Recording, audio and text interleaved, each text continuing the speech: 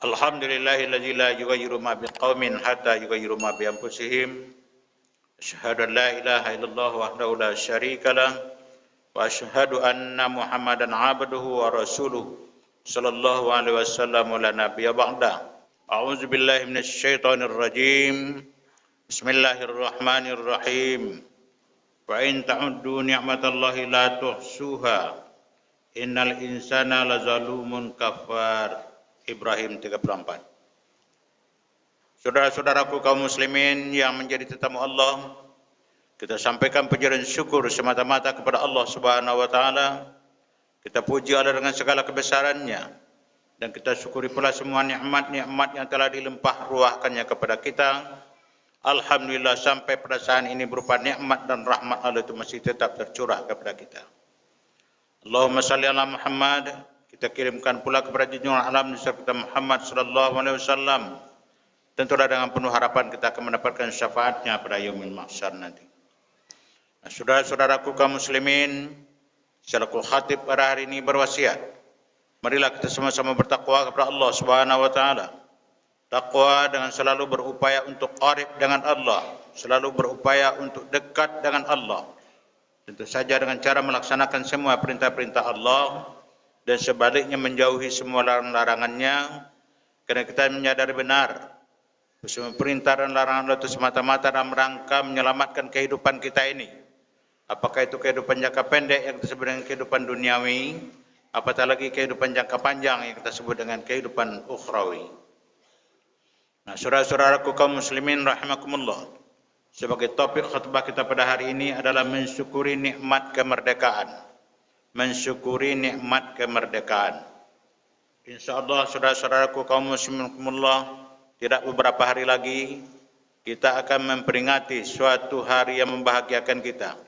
Suatu hari pelepasan kita dari cengkraman belenggu daripada kaum-kaum penjajah kaum muslimin. Makanya ayat yang dibacakan tadi wa in ta'uddu, jika kita menghitung kesunnahatullah, nikmat Allah itu tidak akan bisa terhitung oleh kita. Innal insana lazalumun kafar. Manusia itu tetap zalim juga daripada dirinya dan juga engkar juga dia. Itu yang disebutkan oleh Allah Subhanahu wa taala. Saudara-saudaraku kaum muslimin rahimakumullah, banyak sekali nikmat yang telah diberikan Allah Subhanahu wa taala kepada kita. Mungkin telah dikatakan bila terhitung tidak akan terhitung kaum muslimin. Apalagi kalau kita merasakan sekarang ini nikmat sehat ini, saudaraku muslimin. Berapa banyak oksigen yang disediakan Allah Subhanahu wa taala kepada umat ini. Seandainya terhenti saja 5 menit saudara-saudara, apa jadinya kita? Tak terhitung oleh kita. Inilah nikmat yang paling beruntung kita sekarang itu adalah nikmat hidup ini, saudara. Salah satu di antaranya adalah nikmat kemerdekaan yang sudah kita sebutkan tadi. Betapa dengan kemerdekaan ini kaum muslimin kita bisa lebih maju. Kita lebih bisa melakukan apapun untuk meningkatkan kualitas kita, sarana dan prasarana ibadah kita. Dengan modal kemerdekaan ini, kita bisa menjunjung tinggi harkat kemanusiaan kita. Dengan hakikat kemerdekaan, kita juga bisa menjunjung tinggi pendidikan kita. Maka tanggal 17 Agustus adalah merupakan hari yang sangat bersejarah bagi bangsa Indonesia. Pada hari tersebut, segenap komponen bangsa ini kaum muslimin merayakan kemenangan dan kemerdekaannya. Setelah sekian ratus tahun lamanya, kita berada dalam bayang-bayang intimidasi dan kezaliman para penjajah kaum muslimin. Maka ayat-ayat yang muncul pada saat itu kaum muslimin di kalangan umat Islam di Indonesia adalah apa yang disebut dalam surat Al-Qasas ayat 5. Wa nuridu an namunna 'alal ladzina istud'ifu fil ardi wa naj'alahumul warisin. Kami, kata Allah Subhanahu wa taala, akan mengkaruniakan kepada orang-orang yang lemah. Posisi kita pada itu adalah lemah kaum muslimin. Memang kita tidak punya senjata yang lengkap. Apalah artinya bom runcing jika dibandingkan dengan alat persenjataan yang sangat canggih pada saat itu, saudara muslimin. Fil ard, di dalam bumi Allah ini, kata Allah. Wa naj'aluhum warisin, dan kami akan mewariskan kepada hamba kami yang lemah itu. Ya, nikmat itu akan kami berikan kepada hamba-hamba kami yang lemah itu, kata Allah Subhanahu wa taala. Jadi dengan demikian sangat wajar jika kemenangan ini disambut dengan keluapan kegembiraan yang gagap gempita, saudaraku muslimullah, seraya mengumandangkan kalimat tauhid, memuji dan mensyukuri kurnia Allah Subhanahu wa taala yang terbesar bagi bangsa ini. Bagi umat Islam, anugerah kemerdekaan ini selayaknya dijadikan momentum untuk mengasah rasa syukur kita kepada Allah Subhanahu wa taala.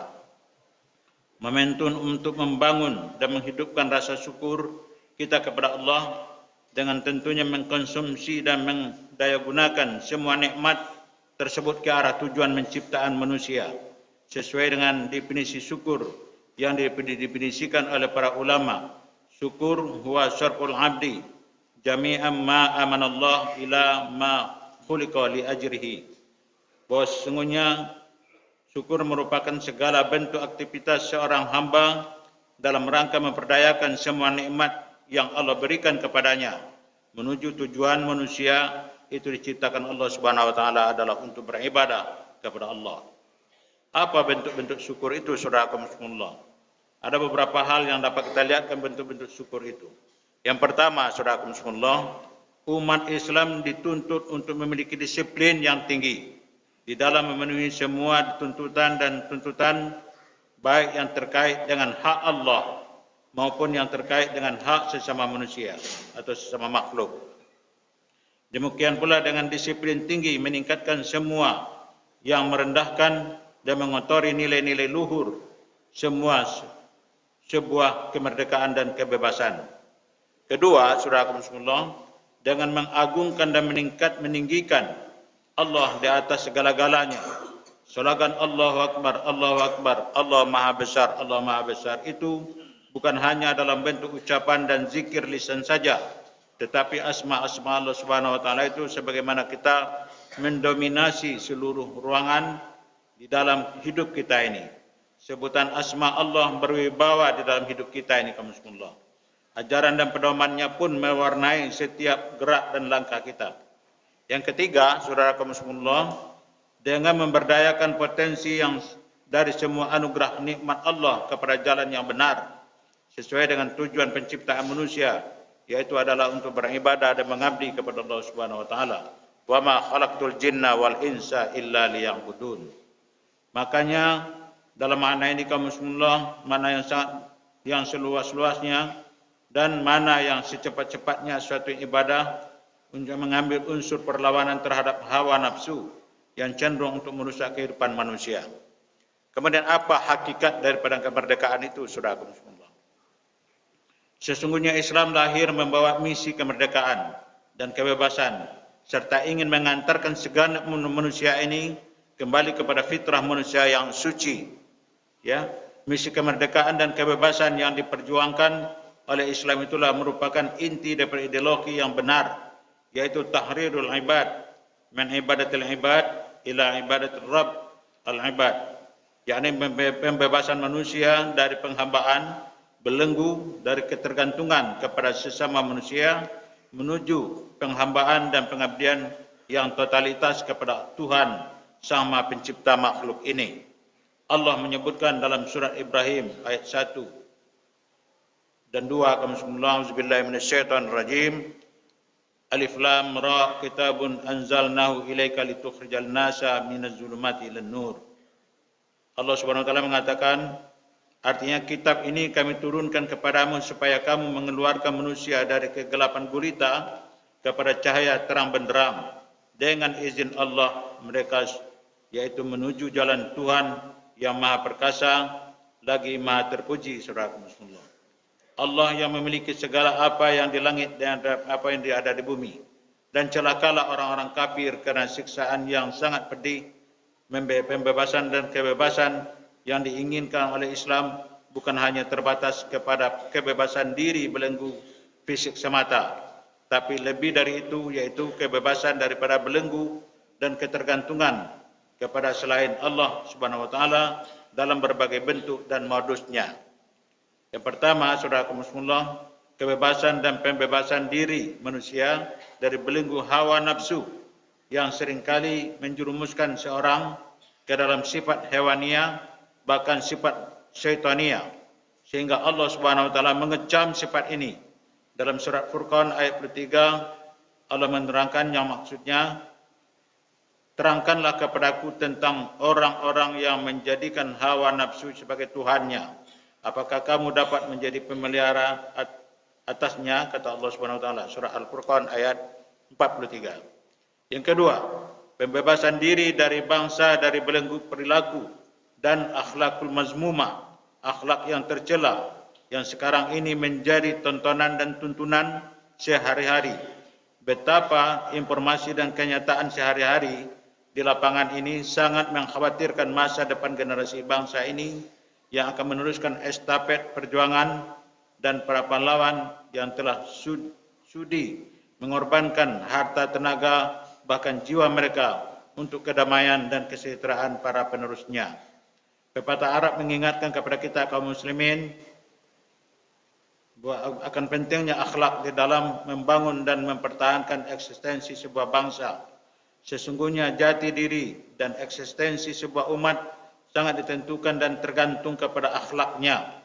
Jika akhlak mereka rusak, maka bangsa itu akan segera akan menemui kehancuran dan terus-menerus dalam keadaan keterpurukan. Yang ketiga, saudara-saudaraku rahimakumullah, pembebasan diri dari budaya dan pandangan hidup hedonisme yang mengarah kepada semata-mata memburu kenikmatan duniawi sesaat secara berlebihan dan akhirnya akan melahirkan budaya serba boleh atau versimisme, yaitu budaya serba boleh. Mereka menuntut dilegalkan praktek prostitusi, seks bebas dan praktek kemaksiatan yang lainnya atas nama hak asasi manusia dengan melupakan hak asasi Allah Subhanahu wa taala. Dalam kondisi semacam ini, biasanya segala aktivitas kebaikan, segala bentuk amar ma'ruf nahi mungkar akan dianggap sebagai penyakit, dianggap sebagai hama yang harus segera dibasmi. Yang keempat, saudara rahimakumullah, pembebasan diri dan umat dari praktek syirik dalam segala bentuknya, sehingga seperti yang dikhawatirkan oleh Imam Ali tentang kondisi sebuah umat yang tidak ada nilai dan tidak ada harganya di mata Allah Subhanahu wa taala dan juga di mata manusia. Imam Ali menyebutkan akan datang suatu zaman nanti semangat mereka hanya berada di sekitar perut mereka. Memuliakan mereka sangat tergantung kepada benda-benda fisik semata. Jidat mereka ada pada perempuan, agama mereka ada pada urusan dinar dan dirham. Mereka itulah orang-orang yang paling jahat dan tidak ada nilainya di sisi Allah Subhanahu wa taala. Saatnya kita menjadikan momentum kemerdekaan ini untuk menteladani perjuangan para pahlawan negara kita ini, meneruskan perjuangan mereka dengan membawa kemerdekaan ini menuju kemerdekaan yang totalitas dalam segala arti dan bentuknya. Semoga dengan keberkahan dan rahmat Allah Subhanahu wa taala, bangsa ini segera terbebas dari segala bentuk ujian dan bencana yang menimpa, baik ujian secara fisik, material maupun ujian secara akhlak dan moral. Mereka itu karena itu merupakan ujian yang cukup besar bagi kita kaum muslimin bangsa kita ini. Keberkahan dan rahmat Allah mudah-mudahan senantiasa mewarnai kehidupan bangsa ini, seperti halnya atas berkat rahmat Allah jualah bangsa ini meraih kemerdekaannya. Fa'tabiru ya ulil absar la'allakum tuflihun.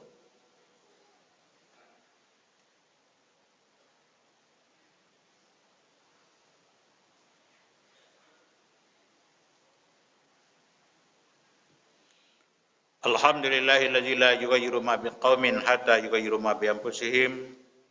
Asyhadu an la ilaha illallah wahdahu la syarika lah wa asyhadu anna Muhammadan abduhu wa rasuluhu sallallahu alaihi wasallam la nabiyya ba'da. Innallaha malaikatahu yusholluna 'alan nabi ya ayyuhalladzina amanu shallu 'alaihi wa sallimu taslima. Qala Allah subhanahu wa ta'ala fil Qur'anil Karim, أعوذ بالله من الشيطان الرجيم بسم الله الرحمن الرحيم والعصر إن الإنسان لفي خسر إلا الذين آمنوا وعملوا الصالحات وتواصوا بالحق وتواصوا بالصبر اللهم صل على سيدنا محمد وعلى آل سيدنا محمد كما صليت على سيدنا إبراهيم وعلى آل سيدنا إبراهيم وبارك على سيدنا محمد وعلى آل سيدنا محمد كما باركت على سيدنا إبراهيم وعلى سيدنا إبراهيم في العالمين إنك حميد مجيد. اللهم اغفر للمسلمين والمسلمات والمؤمنين والمؤمنات الأحياء منهم والأموات إنك سميع قريب مجيب دعوات يا قاضي الحاجات. ربنا ظلمنا أنفسنا وإن لم تغفر لنا وترحمنا لنكونن من الخاسرين. ربنا تقبل منا إنك أنت السميع العليم وتب علينا يا الله إنك أنت التواب الرحيم. عباد الله إن الله يأمر بالعدل والإحسان وإيتاء ذي القربى وينهى عن الفحشاء والمنكر والبغي يعظكم لعلكم تذكرون. فاذكروا الله العظيم ولذكر الله أكبر. أقم الصلاة.